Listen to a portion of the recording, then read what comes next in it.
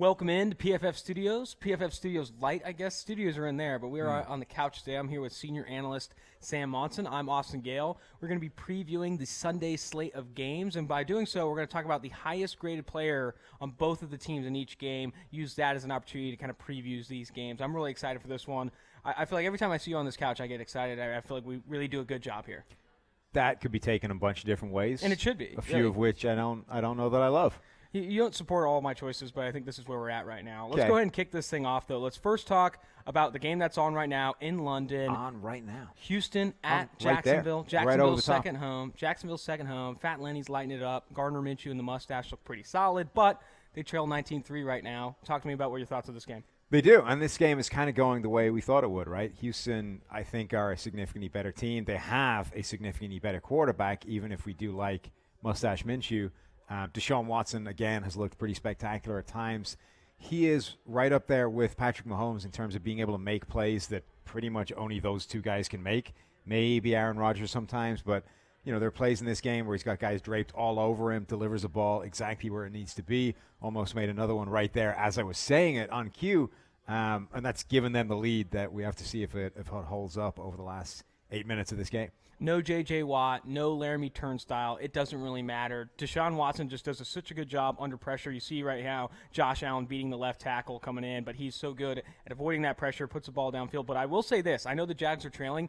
A.J. Bouye shadowing DeAndre Hopkins has been fantastic to start. That'll be a good one to watch and see how it finished with 8:20 left in the fourth quarter. But let's go into games that haven't happened yet. Yes. 1 o'clock, we got the Washington Redskins as 10.5 point underdogs against the Buffalo Bills in Buffalo. What are you seeing in this one? Who are the highest graded players in this one? Yeah, of course. That's the game you would go for, not the order that I have them in. So that's tremendously helpful. I try to keep you on your toes here. I noticed that. That's I appreciate that. So the highest graded player on offense for Washington is my guy Terry McLaurin, who we have yet to decipher a decent nickname for. I like F1. I originally liked Scary Terry, but now I like F1. I can't do F1 because of the etymology of it, right? McLaren is not McLaurin. You can't conflate the two. McLaren? I'm not having that. So, but the highest graded player total for the Redskins is actually Quentin Dunbar on defense. Yes. So a former wide receiver, now cornerback for this team, who's been playing extremely well for a while. I think his best game of the season was coming against Daniel Jones the first time they met, where Jones was basically throwing him the ball multiple times, but his coverage grade is phenomenal. He's got a ton of big plays on the ball, and it's been kind of holding up. I think we've expected that to die off as the season's gone on, but it hasn't really yet. Quentin Dunbar is playing consistently excellent stuff for them. I think it looks like that's going to continue. And I think I'm glad you brought that up because Quentin Dunbar was grading really well on a small sample size to start the season, and then as he's progressed, he continues to turn in strong grades for that Washington Redskins defense. I think he's been a bright spot along with F1 Terry McLaurin. Let's go to Buffalo though. Josh Allen isn't this team's highest graded player. They are getting a lot of their great play, great production from that defense, which I still think Micah Hyde and Jordan Poyer, two of the more underrated safeties in the NFL, they're getting plus play from them and the rest of that defense. They are. I think, yeah, you're right. There's the defense is the strength in Buffalo right now. And what's interesting is they're kind of doing it without any superstar grading off the charts. It's a collective effort that they're all kind of grading well, but there aren't necessarily that many absolute dominant standouts for them. Micah Hyde actually has their best grade overall on defense, but they have a lot of guys that are in that sort of green area ranked in the 70s. Jordan Poyer is up there, Jerry Hughes, Shaq Lawson. It's a collective effort that makes this defense so strong. It's not one that's being led by superstars. So like Chicago with Khalil Mack dominating, this is very much a team-driven grading distribution for them. Offensively, I know we're talking highest-graded players, but I'd love to get your take on Josh Allen and where this team is with him right now. What do you see that he's doing well, and what do you see that he's doing poorly? I haven't checked the distribution this week compared to the week ago, but last week he was the highest-graded quarterback we had on throws up to 20 yards downfield from the line of scrimmage. But anything beyond that, he was the lowest-graded quarterback in the NFL. So a complete reversal when he went deep. When he uncorks it 20-plus yards downfield, right. It's a wounded duck just spiraling out of control. Well, it's also 5 yards beyond the guy or whatever. It's just not accurate. It's not where it needs to be. Now, last week he was bad almost across the board, so I don't think that would have helped his highest-graded status on the underneath stuff, but it certainly didn't help the deep grade either. I think Josh Allen has shown a big improvement on the stuff up to 20 yards. He's still going deep more than I think they need him to, unless he can figure out how to dial in that accuracy on those plays. And overall, I think this is an interesting game to see if he can bounce back after, what was a bad game for him a week ago. Let's go to Tennessee at Carolina. I think the conversation kind of revolves around Kyle Allen and that offense, what he can do with them. And I think right now he looks like the better quarterback, but Cam Newton's still injured. I think with this Panthers team, what do you see from them? Who's their highest graded player? Is it McCaffrey or is it other people? Yeah, I think it will be of no surprise to anybody that on the offensive side of the ball for the Panthers, it is Christian McCaffrey. He's by far and away their highest graded player. He's got an overall grade of 88.8. The next closest guy is in the early 70s, Taylor Moton, with a 72.6 grade. But they've also got some pretty good grades on defense. 86.5 for Luke Kuechly. We've got Gerald McCoy. We've got Vernon Butler grading well as well. But McCaffrey has been their superstar player this season. I think the MVP talk is a little bit crazy just because of the way we interpret running back value. But our Stevenson Award, the best player in the NFL, period. Regardless of position. Right, the NFL version of the Heisman. I think our Stevenson, he could easily have a good case for that as just the best player in the NFL. And what's wild about his grading, too, is that he plays so many snaps. There's so many other running backs that grade well in the PFF system but play maybe 60, 70% of the team's offensive snaps. Christian McCaffrey is out there over 90% of the time. I think he's up over 94%. He gets a ton of the touches. The volume is there. He has opportunities to be downgraded, but he continues to grade at a high level. Going to Tennessee, I know low sample size, the rookie Jeffrey Simmons has graded really well for that Titans team, but who are across a larger sample size, who's the highest graded player on the Titans right now? Yeah, he has. Jeffrey Simmons has looked great pretty much from the get-go, so that could be a huge boost for them. Their best graded player, though, is at the other end of the age spectrum. It's Cameron Wake. Yes. The guy comes over, still ridiculously productive from a pass rushing standpoint as an aging veteran special sort of pass rushing specialist. Just got a pick here as we're talking. Yeah, Gardner Minshew just sailed one over the head. Now I think that's 48-year-old Jaleel Addae celebrating the end zone in London right now. Man, that was not a good throw by Gardner. No. You don't like to see that. No, you don't. That's not going to help. Back to Tennessee, Cameron Wake, ageless wonder. I mean, we're just seeing ageless wonder after ageless wonder here. Cameron Wake, that was what I think a very underrated signing in the offseason because he is still late in his career graded at a very high level. It was crazy to see. I guess not anymore now that they're tanking for Tua or bombing for Burrow, whatever it may be, but Cameron Wake was one of the better players on the Miami Dolphins team. Consistently, yeah. I mean, his ability to just be a consistently excellent pass rusher throughout his entire career has kind of been amazing at this point. Cameron Wake, right from the get-go, was dominating, and they barely put him on the field because they had, these old proven guys like Joey Porter out there. And then the other end of his career, their teams have kind of trying to push him off into the sunset for a while, but he just continues to dominate. So we've scaled back his early down reps. We're still using him as a situational pass rushing specialist, and he's still dominant in that role. Let's go to probably one of the better games of the 1 o'clock slate Eastern time, Minnesota at Kansas City. Patrick Mahomes expected to sit in this one. We'll see Matt Moore trying to lead this team as 3.5-point underdogs in some places. Talk to me about the Kansas City Chiefs first. Patrick Mahomes obviously moves the needle the most for this team, but there are other high-end contributors, both defensively and offensively, that are helping the Chiefs right now. Who is their highest-graded player? There are. You are just killing me so far in terms of the order in which you say Dude, things. I'm just going by the order we agreed on beforehand. It's right down the line here. Right, man. and then you start switching which order team you're going to go first. So yeah, Minnesota so at Kansas City. So, of course, you start with the second team in that list. I think there could have been better communication on that, sure. It does feel that way. The Chiefs' star power is obviously not on defense. That defense is, not good. Let's just say not good. Let's be kind.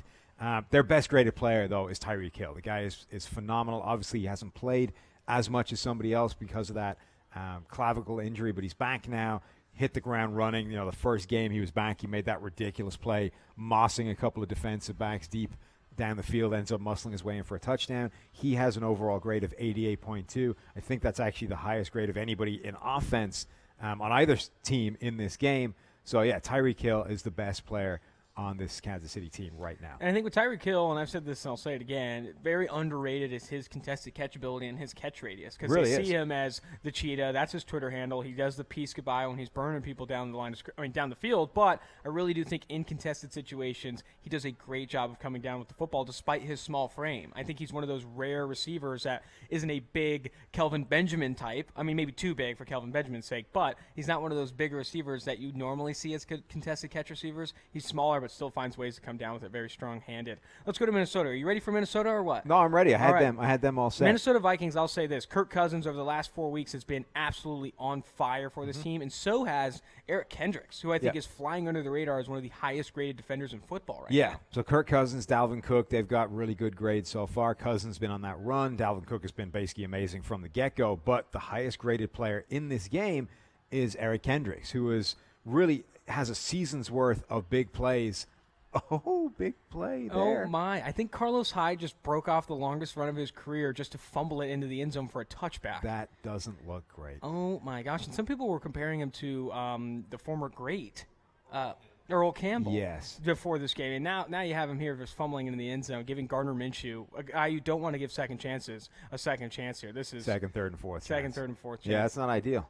Definitely a fumble. What a play. So, Eric Kendricks now has a season's worth of sort of big plays all in the first half of this year. His grade is phenomenal. The other guy that I think is worth mentioning, who's just behind him, is Donnell Hunter. Yes. Who I thought for a while might be one of these guys that sort of never really gets better, is just always very good. Right? So, comes into the league, he's already very good, but he's 20 years old, so everyone goes, well, think what he's going to be 2, 3, 4 years' time.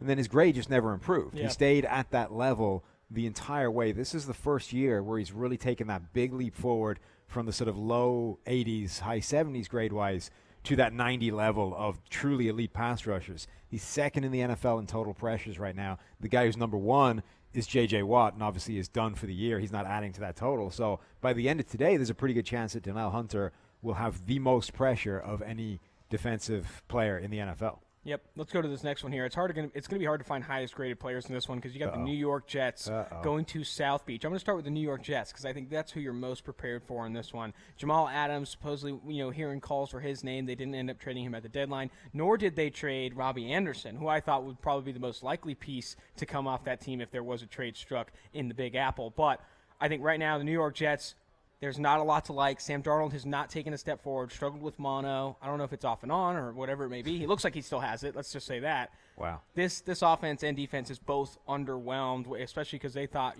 going into the second year, they'd see a better Sam Darnold, a better offense with a quarterback whisperer and Adam Gase coming into the mix. But it's really been an underwhelming season for them. What are the bright spots? What are the positives with this team? All the best grades for the Jets, they're on defense. And what's interesting is the highest grades for all of them are the sort of the lower end of the spectrum in terms of sample size, in terms of, the rotation bodies. So we've got Fatukasi on the defensive interior has the best grade of anybody, 88.0, but he's only played 148 snaps. We've got Steve McClendon on the D-line, 225 snaps with an 81.5. The highest grade of somebody that's like a legitimate every down starter for them is Jamal Adams. It's the safety, the do-everything safety who's been lined up all over the field, whether it's linebacker, whether it's in the box, whether it's deep back in Saturn and Greg Williams' defense, whether it's even split out wide as a legitimate cornerback covering these matchup problem players, tight ends, running backs, that kind of thing. Jamal Adams is still a superstar, particularly in coverage. His coverage grade is phenomenal, and he's the highest graded sort of player that doesn't have a sample size rotational role to kind of lean on and increase his grade that way. Going to Miami, they traded away a lot of their better players. You saw Kenyon Drake in his debut with the Arizona Cardinals turn in a very good performance there. Who, that's still on the team, is the highest graded player for Miami right now? Yeah, it's there's not a lot to be happy about if you're Miami looking at the grades right now. Again, you have to dive into the rotations and the short sample size guys. John Jenkins has the highest grade for them on the season, 87.3. But then it's a way down. You got Rashad Jones, you got Raekwon McMillan. These guys are in the 60s, which is reasonable, but not great. And then even on the offensive side, again, it's the same story. It's guys with very small sample sizes. Mark Walton, who's been the guy picking up the carries now that Kenyon Drake is out of the building, and he's the guy with the highest grade, but it's 70.3. It's barely above average. So yeah, not a lot to love about Miami right now. Let's get out of this game. Let's go to Chicago at Philadelphia. I think this will be a good one. Right now, Philadelphia favored by 4 on the consensus line, courtesy of PFF Green Line, available in your Elite subscription. Nice. I want to talk Chicago first. Smooth. I want to talk Chicago first. Okay. Mitchell Trubisky has not played well. He doesn't have the highest grade. We will not be, Definitely. we will not be highlighting him as the highest graded player for Chicago. But others, specifically on the defensive side of the ball, have graded well for Chicago, kept them in it. Talk to me about their highest graded player. Yeah, I mean, it won't surprise anybody to know that Khalil Mack is their highest graded player this year, as I'm pretty sure it was last year as well. Khalil Mack started the season a little bit slowly. I think, first couple of games wasn't the best grade of his career, but since then has come on cooking again and has been their best defensive player by a mile. The only guy in this game grading above 90 on the defensive side of the ball, 90.8. Pass rush above 90 as well. Khalil Mack remains a superstar. He has been a superstar since kind of entering the league even. It's still pretty surprising that he is not, on that Raiders team. They do trade him away. Let's go to Philadelphia, another edge defender that's grading really well for them. They have 2 defensive linemen grading at the high end of the scale with 89-plus overall grades. Fletcher Cox and Brandon Graham grading at a very high level for Philadelphia right now. Yeah, and Brandon Graham, both those guys have been consistently among the best defensive players for a long time. Brandon Graham hit this season pretty much as if he never left off last year. Fletcher Cox, again, another one of these guys that took a little bit of a while to get going, dealt with some injuries himself, but he's back to his best, I think. But the 2 highest-graded Eagles are actually on the offensive side of the ball. Brandon Brooks, who has been, I think, his comeback story is incredible. Like, this guy had a major injury a year ago and is less than a year removed from it. 90.8, the best grade of his career, and the first time, I think he's been a consistent top 5 guard for a long time now, but this is the first year where he's been able to take a step forward and actually threaten the best guard overall kind of position, right up there with the Zach Martins, the Marshall Yandas, the true best players at that position. Now we're talking about Brandon Brooks, not just a guy that's the next tier down. And Dallas Goedert has taken a huge step and sort of outshone Zach Ertz and really become the number 1 tight end weapon for this team. He's been making some big plays and, made some huge catches for them. I always thought it was Godare. I kind of like Godare. I know you did, but that doesn't shock me. Yeah, fair. Let's go. You talk about Brandon Brooks, so I think he's playing like the best offensive lineman in football right now. Indianapolis' highest grade player is another offensive lineman, a budding superstar in the NFL, Quentin Nelson. And the Indianapolis Colts will be going to Pittsburgh as 1-point dogs in this one. And the Colts right now, Quentin Nelson is leading the way in overall grade. He's been fantastic as a second-year pro. Yeah, Nelson has been phenomenal.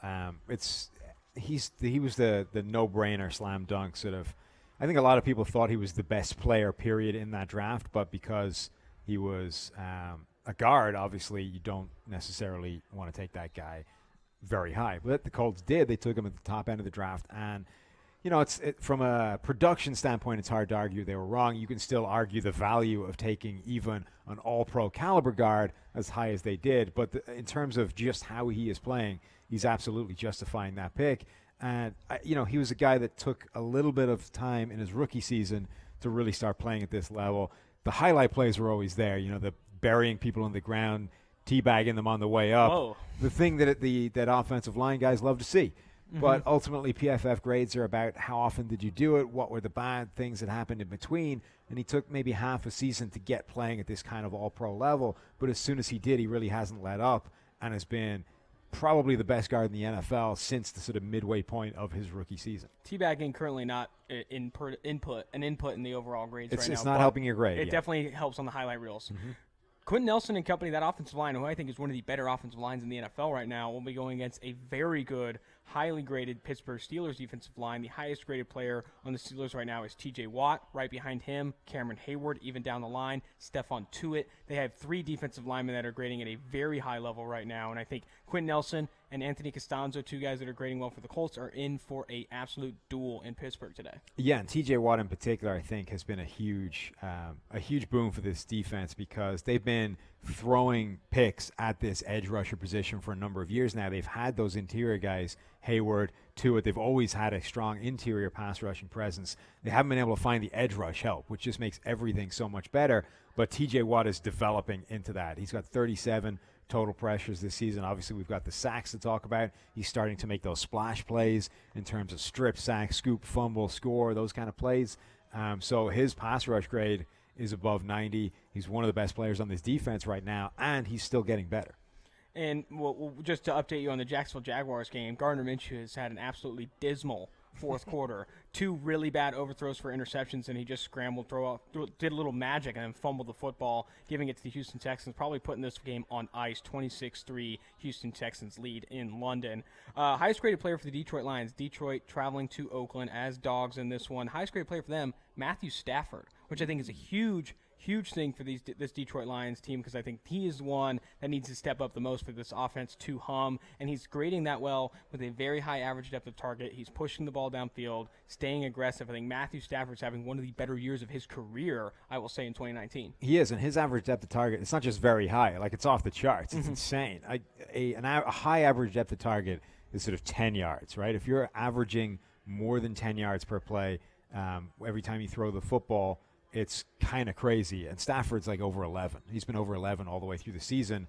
It's an absolutely absurd level. But over the past few years, they've sort of tried to create a more conservative, efficient Matthew Stafford, and it just doesn't play to his strengths of these big plays. Now, you have to accept that you're going to get some negatives in there if you ask him to do that. But it outweighs. The positive outweighs the negative, because I think Stafford is good at those big plays, and unleashing him is the only way to take advantage of that. So they're doing that. On the Raiders, it's been the rookie. It's been Josh Jacobs who's been their superstar, has the highest grade of any running back in the NFL. You would like to see more out of him in the passing game, but it's difficult to argue with what he's done given the ball on the ground. Has an overall PFF grade over 90. That's an incredible number for a running back. Jacobs has been excellent for them.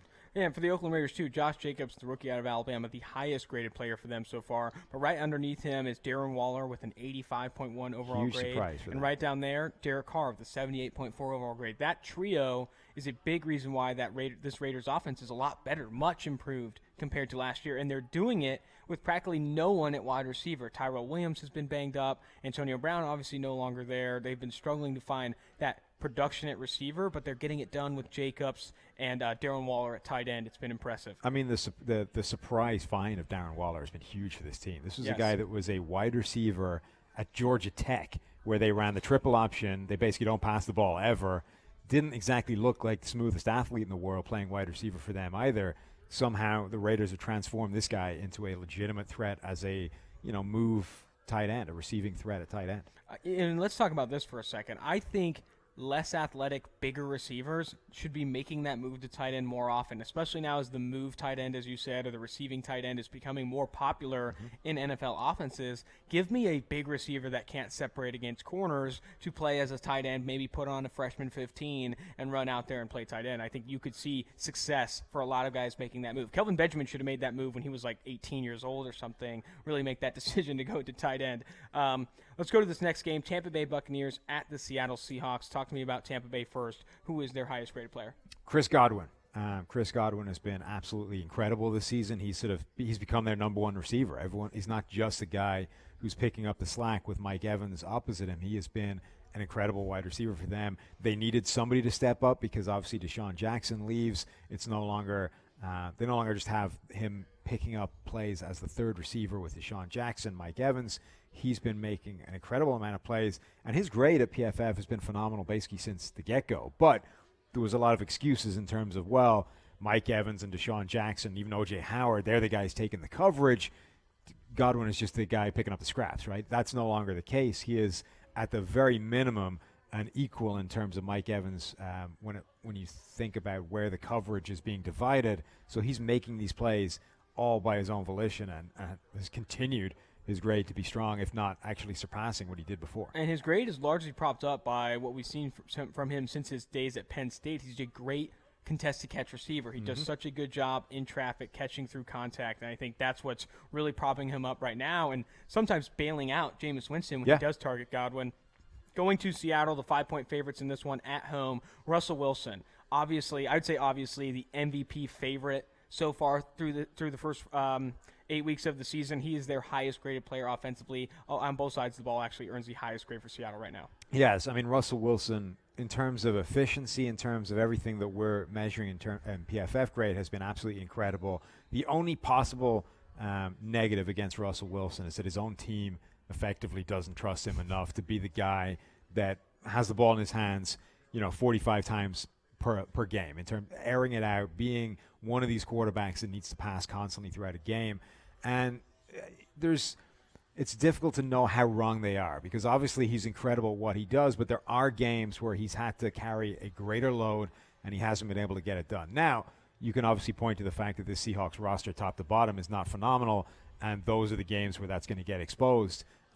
But that's the negative against him. But I think he's definitely one of the best graded players, one of the best performing players, and probably one of the most valuable players so far this season. It's just a case of can he show that they are wrong to not trust him in those games when it comes up again, because it will. It always comes up a few times in the season for the Seahawks. Let's go to Cleveland at the Denver Broncos. Cleveland's actually favored by 4 points on the road in this one. Going to the highest graded players for Cleveland. Right now it's Myles Garrett, the edge defender, and right behind him too, Olivier Vernon. That pass rush off the edge has been really good for what has been obviously a disappointing season for the Browns so far, because they were such off-season hype, a lot of hype coming in around Baker Mayfield in this offense, but defensively, Myles Garrett and Olivier Vernon have lived up to the billing. Yeah, Garrett in particular, and Vernon was kind of quiet for a while, and then had a couple of ridiculous games, which has shot his grade back up to the kind of level we expected it to be, given the situation he's in this season. But that defense really needs both those guys to stand up and be counted if they're going to be if they're going to help out the offense for the rest of this year, which I think needs to happen. The other guy that's got a really good grade in particular for the Browns is Nick Chubb, 81.7 overall. Even against the Patriots, he somehow managed to grade okay, despite fumbling the ball a couple of times, which really hurt that offense in a huge way. We are very harsh to those kind of turnover-worthy plays. Chubb had a couple of them, but still graded well because he ran the ball that impressively. So Chubb, I think, has been really good for them. Again, another player they need to lean on if things are going to be even remotely okay. The good news is they're going up against a team that has no quarterback that has taken a snap yet in the NFL. So Brandon Allen starting, the guy from Boise State backing him up. What's his name? Brett Rippon. There you go, Brett Rippon. So two quarterbacks, neither of whom should be particularly scary if you're a Browns team. It's all about them executing, if they can execute. What is scary for this Denver Broncos team, though, is defensively they have some stars. Alexander Johnson is their highest-graded player with a 91.9 overall grade, and right behind him, Justin Simmons, who is on an expiring contract, and I think will draw a lot of interest on the open market as a free agent, is second behind Alexander Johnson with a 90.8 overall grade. I think defensively the Broncos have some studs, and I think they could have an effect against this Browns team. Offensively, though, Brandon Allen, his small hands aren't really going to be able to put up a fight, I think, to put points on the board. Look, don't hate on the small-handed people. It's tough sometimes. I don't have big hands either, to be fair. Right. It's going to be cold out there. I was runner-up for that Whopper commercial to get in there on those small hands. Yeah. But he's going to struggle holding on to the ball in the cold, but it's not his fault, so leave him alone. Look, you're right. The Denver's strength is the defense, and that's why it makes this game kind of intriguing, right? We don't expect an awful lot from Denver's offense because of the young quarterbacks who've never taken a snap, the unknown there. And ultimately, when you're talking about unknown, unheralded quarterbacks, it's usually not good. Yeah. But the defense is pretty good. It's definitely capable of causing Cleveland some issues. So the question is, can they, do enough to not even to win the game themselves, but to give Cleveland enough rope to hang themselves with, which they've been all too happy to take for great parts of this season. This team has been their own worst enemy a lot of the time, and Denver's defense is definitely good enough to make them make some mistakes. Let's go to the next game here. Green Bay Packers will be taking on the Los Angeles Chargers, and I think we might get Davante Adams back in this one, which would be very intriguing. You have Davante Adams is the highest-graded player on smaller snaps because he has been injured, only 231 offensive snaps this year, but he's their highest-graded player. Aaron Rodgers coming in at number 2, and Aaron Jones, who's been playing really well when they split him out as a wide receiver, even in the slot. I think that trio offensively has been fantastic for Green Bay, a big reason why they are at the record they are right now. Yeah, it really tells you all you need to know about this Packers offense, or Packers team, that their highest-graded players are Davante Adams, Aaron Rodgers, Aaron Jones. They're the three superstars, the triplets that everybody talks about when you look at these offensive superstars. Those are three incredibly good players. Aaron Rodgers in particular has started to get back towards the kind of play we came to expect from him when he was the best quarterback in the NFL. He's dipped from that form for a few years now, but we're starting to see him come back. We're starting to see him take the chances that he did earlier in his career, and the results have only been good. And he's been doing all of that without Devontae Adams for a huge part. So if they get him back, that is a massive boost for this team. Let's go to the PFF Game of the Week, meaning if you aren't a subscriber, Edge or Elite, you can go to PFF.com. You're just going to bypass the Chargers Oh, no, we should probably talk the Chargers. We probably should talk the Chargers. Chargers right now, highest graded player for the Chargers. Talk to me. You want to talk to him? Let's talk to him. Joey Bosa. Yeah, true. Everyone wants to talk about Nick Bosa. Nick Bosa is the superstar. He's Joey making Bosa the sacks. lost in the sauce. Joey Bosa, getting ignored, getting absolutely outshone by little brother. But he's dominating himself. Pass rush grade over 90, overall grade of 88.7. He's been fantastic for this Chargers team basically throughout the entirety of his career, and this season is no different. Can we go to the Game of the Week now? We can go to the Game of the Week. If you want to, now we've talked about the Chargers, you can do it. Can we go? So PFF Game of the Week. If you aren't a subscriber, you can go to PFF.com, check out Greenline, and see. Explain to me what the Game of the Week is. People don't. Yeah, I'm trying to explain it. You just cut me off. You're doing it badly. I'm just saying do it better. If you aren't a subscriber, you can go to PFF.com, check out PFF Greenline, click into the New England Patriots at Baltimore Ravens as this Game of the Week, and see all that Greenline has to offer you in every NFL game and every FBS game just by checking it out. I think you should do that even if you're not a subscriber. Like I said, go get in there. Let's start with the New England Patriots. If you leave the sample size off this thing, Antonio Brown is one of the highest graded players. Antonio Brown's one of the highest graded for the New England Patriots across 24 offensive snaps. RIP. But let's move over. I think the biggest thing we need to talk. Die. I know. RIP, I guess, his NFL career. I think that was a little aggressive. Defensively, though, this team has been insane. They have multiple players earning very high grades, specifically coverage grades for this team. Jonathan Jones, Jamie Collins Sr., Dante Hightower, all of these guys grading at a very high level. I do like the Pats right now. Yeah, this is an interesting game because for the first time maybe ever, the matchup to watch in this one is New England's offense, or Baltimore's offense against New England's defense as the strength on strength. Usually it's the other way around, right? It's Patriots offense being incredible, going up against Baltimore's defense is incredible, but we have 6 Patriots that have a higher grade than the highest graded Baltimore Ravens defender so far this season. Wow. Jonathan Jones is another one of those players that kind of gets lost in the shuffle with how good the other cornerbacks in this team are, but he's been incredible. Kyle Van Noy, Jamie Collins comes back from the dead. Yes. And it looks like all the he player, needs is Bill Belichick. Right, it looks like the player he did before he tried to cash in and go to big money from Cleveland. Both McCourty brothers grading incredibly. Dante Hightower, this defense across the board is grading incredibly. It's well worth the record-setting pace that they're on. And then at least this week we get to see them, test it a little bit more for the first time. Yeah, I'm glad you said that. The Baltimore Ravens right now enter this game ranked inside the top 3 in expected points added per play, EPA per play, and yards per play. This offense is humming, and they're doing it way different than any other offense in the NFL does. They run a ton of pistol looks, a lot of play action, a lot of quarterback-designed runs with Michael Vick Jackson, who's played at a very high level to start this year. I think this Patriots defense will be tested more than they will for the rest of the year because this offense is just so unique and performing at a very efficient level right now. Talk to me about the highest graded players on this Baltimore Ravens team. Yeah, it's a really interesting offense because it is so unique. They're doing it a different way. The best graded player tells you really everything. It's Mark Andrews, right? And it's because everything functions through Lamar Jackson. His rushing threat is so unique. It's so very real that everybody needs to focus on what he's doing, which opens up certain players and certain routes for wide open targets that he wouldn't have if he was just running a conventional drop back standard NFL offense. So Mark Andrews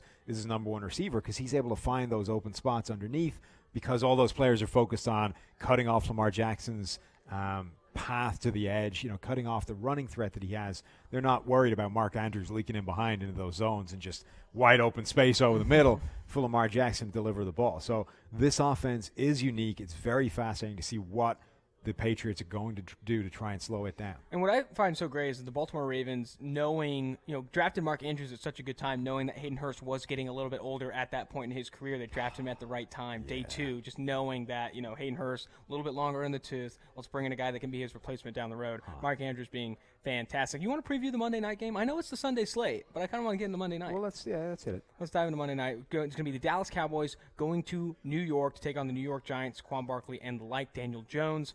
With the Dallas Cowboys, Amari Cooper has played at a high level. Dak Prescott has played at a high level. But who is their highest graded player right now? Their highest graded player is actually Lyle Collins. Wow. This is an incredible year so far for right tackles. You got Ryan Ramczyk looking like the best in the business, shutting down the only guy to shut down J.J. Watt this season, absolutely dominating. But he's not alone. Mitchell Schwartz, again, continues to be arguably the best right tackle in the game. And Lyle Collins is having the best season of his career. Sam Tevy. Oh, wait, no, never mind. He's not playing well. Missed some time, Lyle Collins, but he's back in action. His run blocking grade in particular is incredible, 91. His pass blocking has been good. Collins has looked really good. Dak Prescott is also right up there in terms of best graded players in this game. And Amari Cooper, as you said. The highest graded offensive player for the New York Giants is Sterling Shepard and has a 78.2 overall grade. I think that tells the story for this New York Giants team. Defensively, though. Are you looking forward to prime time dimes? Oh, my goodness. Yes. I just got excited. Dexter Lawrence is actually the highest graded player overall, though. The rookie out of Clemson has played at a very high level. Like, their best, all the best graded Giants players are defensive interior players. And just as he wants it, okay? Right. So obviously the thing to do was to trade for Leonard Williams because imagine if he becomes their fourth highest graded defensive interior. Right. And you can play them all at the same time. Think of where this team could be. Bear with me for a moment, right? You get 4 highly graded interior defending run stuffers. Just stack them, right? So let's play, instead of playing a 4-3, we get rid of 2 of those linebackers, right? We just stack another defensive tackle behind the one on the line, right? And just shove straight up the middle. Like field goal block on 1st and 10. I don't care. One of the guys just grabs hold of the hips of the other one. Especially against a drive team forward. that invests $90 million in the running back. You're going to need 5-6 good defensive interiors to really stop on that the team. field at the same time, all plug in the middle. I love Dalvin Tomlinson, too, but it sucks that he's now the 3rd highest graded defensive interior on this team with the other guys playing well. That's going to do it for our Sunday slate with a little Monday tease on the Monday Night Football preview. But this has been Sam Monson, Austin Gayle. Remember, we do this every week. We're changing things up. Sometimes we're talking highest graded players. Maybe next week we'll go lowest graded players. Maybe. A lot could change. A lot of things could happen. But this is going to do it for us at the PFF studios. Remember to tune in next week and check out the rest of PFF's YouTube channel and even go to the site at pff.com. Wow, you're just sending them everywhere. Dude, go anywhere you want.